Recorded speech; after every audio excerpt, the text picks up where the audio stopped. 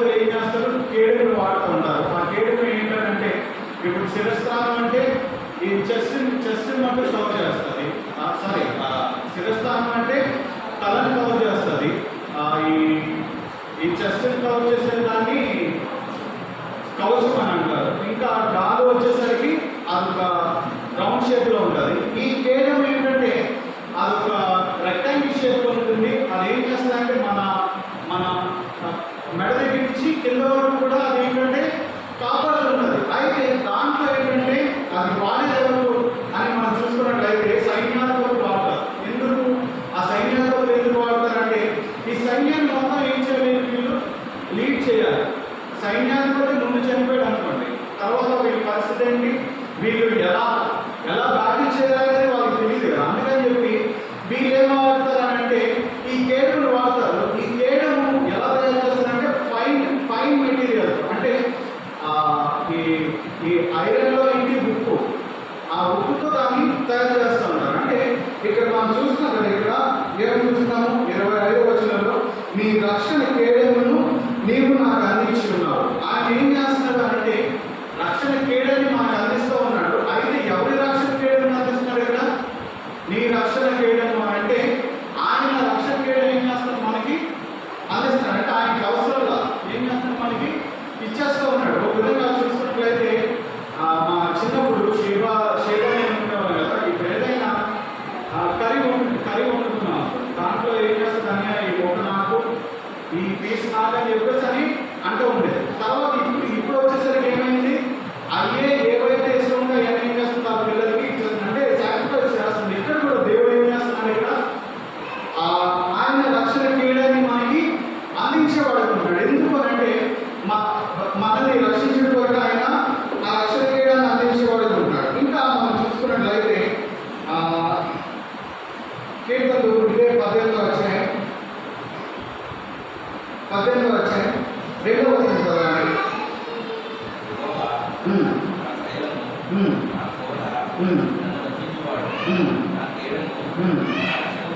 నా రక్షణ శృంగము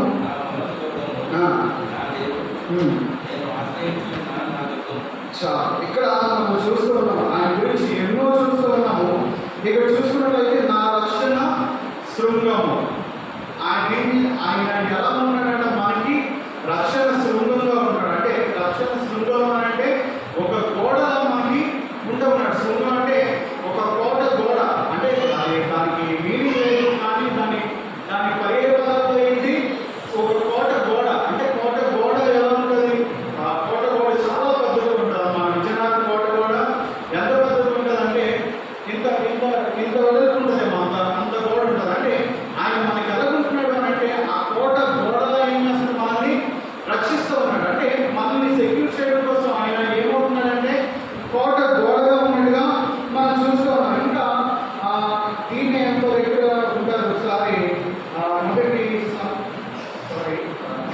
2 సమయాలు గ్రంథం 2 సమయాలు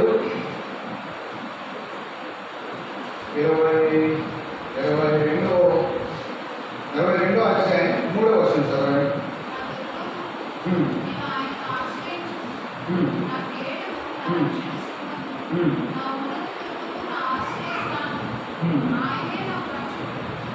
ఇక్కడ మనం చూస్తున్నాం కదా, నా దుర్గము నేను ఆయనను ఆశ్రయించడం అంటే ఇప్పుడు ఏం చేస్తారు కొంతమంది ఈ యుద్ధాలు ఏం చేస్తారు, గోడలోకి వెళ్ళి దాక్కునేటువంటి పరిస్థితి. అంటే అది ఏం చేస్తుంది, ఆ గోడ ఏం చేస్తుంది, మనల్ని సెక్యూర్ చేస్తుంటారు. అదే ప్రకారంగా ఆయన ఏం చేస్తున్నాడంటే ఆయన మనకి రక్షణ శృంగంలో ఉన్నాడు. అంటే ఒక గోడలా మనకు ఉన్నాడు. ఇంకా ఆయన ఎలా ఉంటున్నాడని మనం చూసుకున్నట్లయితే ఇదే కీర్తనలు 28వ అధ్యాయం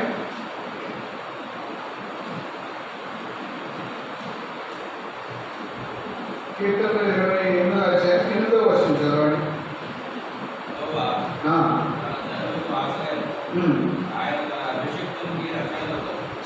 ఇక్కడ మనం చూస్తున్నాం కదా, యెహోవా తన జనులకు ఆశ్రయము, ఆయన తన అభిషేక్తునికి రక్షణ దుర్గము. రక్షణ దుర్గం అంటే కోట.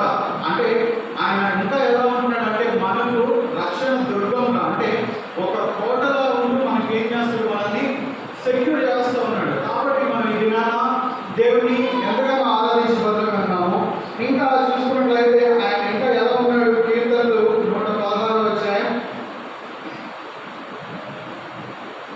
కీర్తనలు 116 అధ్యాయం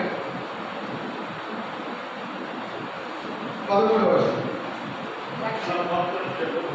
రక్షణ పాత్రను చేతపరుచుకొని. ఇక్కడ మనం చూస్తున్నాం ఆయన ఇంకా ఎలా ఉన్నాడంటే రక్షణ పాత్రగా ఉన్నట్టుగా మనం చూస్తున్నాం. అంటే రక్షణ పాత్రగా ఏంటంటే మనల్ని ఏం చేస్తున్నాడు, రక్షణ పాత్రగా చేస్తున్నాడు. కొంతమంది ఆలోచన చేసేటప్పుడు ఏమంటారు, చివరిలో నేను ఇచ్చిన ఈ రక్షణ పాత్రను పట్టుకొని నేను ఆరాధిస్తున్నానని చెప్తున్నాను అంటారు. అంటే రక్షణ పాత్రగా అంటే ఆయన మనల్ని ఏం చేస్తాడు అని అంటే ఒక పాత్రగా మార్చాడు. ఒకప్పుడు మన పరిస్థితి ఏంటంటే షేప్లెస్, అంటే ఒక మట్టి కుండ ఎలా ఉంటుంది అలా ఉండేవారిని. మనల్ని ఏం చేస్తాడంటే రక్షణ పాత్రగా చేస్తూ ఉన్నాడు. అంటే ఈ రక్షణ పాత్రగా చేయడం అంటే అది సింపుల్గా చేసే విషయం కాదు. ఒక మట్టిని ఒక షేప్ తీసుకురావాలంటే అది సింపుల్గా అయ్యేది కాదు. ఫర్ ఎగ్జాంపుల్ ఒక కుమ్మరిని చూసుకున్నావా, ఆయన ఆయన ఆయన ఒక కుండను దేవుని తయారు చేయాలి. ఏం చేస్తాడు, ఫస్ట్ వెళ్ళి ఒక దగ్గరికి వెళ్ళి ఆ బంకమట్టి తీసుకొని వస్తాడు. తీసుకొచ్చి దాన్ని మెత్తగా కొట్టి నీళ్ళు కలిపి ఇంకా సాఫ్ట్గా చేసి దాన్ని ఒక పార్ట్ తయారవ్వాలంటే అది ఒక్కోసారి ఇంకోసారి డ్యామేజ్ అయిపోతూ ఉంటుంది. లేదంటే దాన్ని కాల్చినప్పుడైనా సరే ఏమవుతుంది, దాన్ని అది క్రాక్స్ రావడం. అలాగా మనల్ని ఏం చేస్తాడంటే ఒక ఫైన్ షేప్లోకి మనకి తీసుకొచ్చేవాడు ఉంటాడు. అంటే మనల్ని ఒక రక్షణ పాత్రగా ఆయన ఏం చేస్తున్నాడు, మనల్ని మార్చేవాడుగా ఉంటున్నాడు. ఇంకా ఆయన ఎలా ఉన్నాడు, ఇంకా ఏం చేస్తున్నాడు మనకి అని మనం చూసుకున్నట్లయితే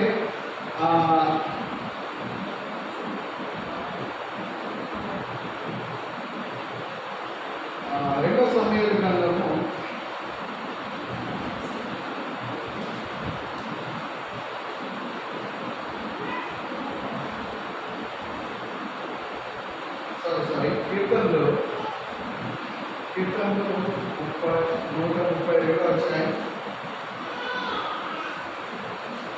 132వ అధ్యాయం 16వ వచనాన్ని మనం చూసుకున్నట్లయితే చదవండి. 16వ వచనం.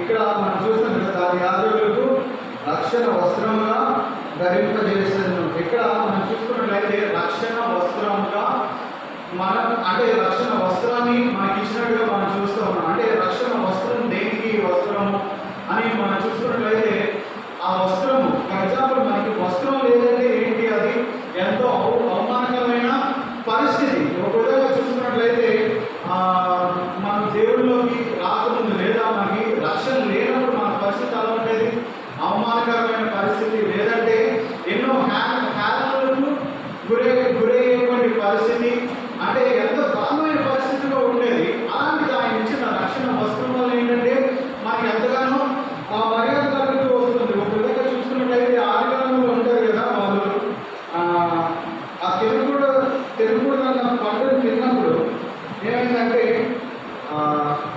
వాక్యం ఉండదు. ఏమంటే యేసుక్రీస్తు వారు దేవుడు వాళ్ళని పిలిచినప్పుడు ఏమని చెప్పంటారు, మేము ఎలా ఉన్నాము, దిగంబరులుగా వస్త్రాలు లేకుండా ఉన్నాం కాబట్టి ఏం చేయాలి, వీళ్ళు దేవుడికి ఎదురుపడ్డారు. ఎందుకు అంటే అది వస్త్రాలు లేకపోవడం అనేది ఎంతో అవమానకరమైనటువంటి పరిస్థితి. అంటే దిగంబరత్వం అనేది ఎంతో అవమానకరమైనటువంటి పరిస్థితి. అలాంటి పరిస్థితి నుంచి ఏం చేస్తారు, మనల్ని ఆయన రక్షణ వస్త్రాన్ని ఇచ్చి మనల్ని రక్షించేవాడు ఉన్నాడు. ఒక విధంగా చూసుకున్నట్లయితే అక్కడ చూసుకున్నట్లయితే వాళ్ళు వస్త్రహీనులుగా ఉన్నప్పుడు ఆయన ఏం చేశాడు, వాళ్ళు వస్త్రహీనులుగా ఉన్నప్పుడు ఏం చేశాడు, ఆయన ఒక గొర్రెలను వధించి ఏం చేశాడు, వాళ్ళకి ఒక వస్త్రాన్ని, అంటే ఈ చర్మంతో ఉన్నటువంటి వస్త్రాన్ని ఇచ్చాడు. కానీ ఇక్కడ మన పరిస్థితి చూసుకున్నట్లయితే ఆయనే గొర్రెపిల్లగా మారి మన కొరకు ఏమయ్యాడు, ఆయన వధింపబడిన గొర్రెపిల్ల. అంటే ఆయన మన కొరకు చనిపోతే ఏం చేస్తాడంటే మనకి రక్షణ వస్త్రాన్ని ఇస్తా ఉన్నాడు. కాబట్టి మనం ఈ దినాన్ని ఎంతగానో దేవుని ఆరాధించబోతున్న ఒకసారి కొరింథీయులకు రాసిన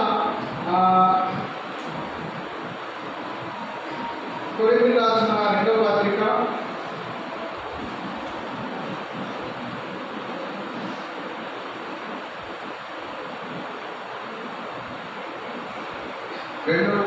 పత్రిక 5వ అధ్యాయం 2వ వచనంలో మనం చూసుకున్నట్లయితే మనము దిగంబరులము కాక వస్త్రము ధరించుకున్న వారముగా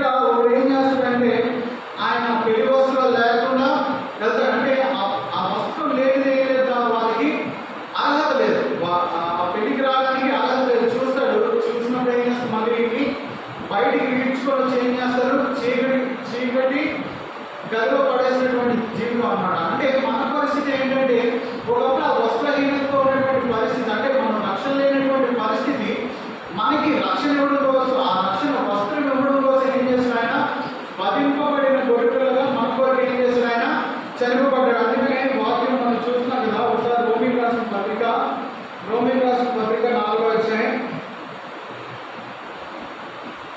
25వ వచనం చదవండి. ఆయన మన అపరాధముల నిమిత్తము అప్పగింపబడి మనము నీతిమంతులుగా తీర్చబడితే లేపబడేది. ఆయన ఏమవుతున్నాడు అంటే మన అపరాధముల నిమిత్తం చనిపోయి వధింపబడ్డాడు. మన అపరాధం కొరకు, అంటే మనం చేసిన పాపం కొరకు, మనం చేసిన తప్పుల కొరకు, లేదంటే మనకి ఒక రక్షణ దుర్గంగా ఉండడానికి, ఒక కోటగా, ఒక షీల్డ్గా మనకు ఉండడానికి ఏం చేస్తాడు, లేదంటే ఆయన రక్షణ వస్త్రాన్ని మనకి ఇవ్వడం కొరకు, ఆయన కేడని మనకి ఇవ్వడం కొరకు ఏం చేస్తాడు, ఆయన చనిపోయినటువంటి పరిస్థితి ఇక్కడ మనం చూస్తున్నాం కదా. ఆయన మన అపరాధముల నిమిత్తము అప్పగింపబడి, ఆయన మన అపరాధం నిమిత్తం ఏమయ్యాడు, అప్పగింపబడ్డాడు. ఇంకా ఏంటంటే మనము నీతిమంతులుగా తీర్చబడుటకై లేపబడేను. ఆయన మనల్ని నీతిమంతులుగా తీర్చడానికి ఏం చేశాడు, తిరిగి లేపబడ్డాడు. కాబట్టి ఈ దినాన మన దేవుడిని ఎంతగానో ఆరాధించుకోగలిగాను. కాబట్టి ఈ దినాన ఆ వాగ్దానాన్ని మరోసారి చదువుకొని మనం దేవుని ఆరాధిద్దాం. యెషయా 12వ అధ్యాయం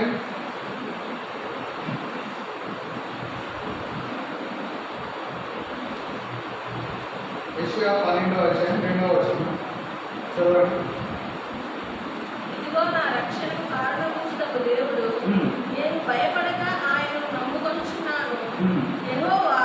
యెహోవాయే నాకు బలము, ఆయనే నా కీర్తనకాస్పదము, ఆయన నాకు రక్షణాధారమాయెను.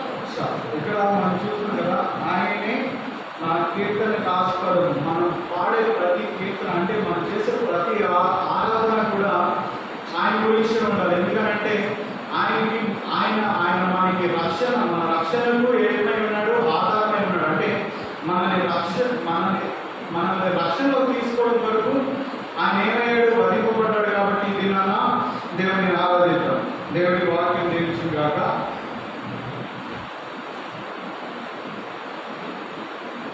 మనం ఆరాధనలో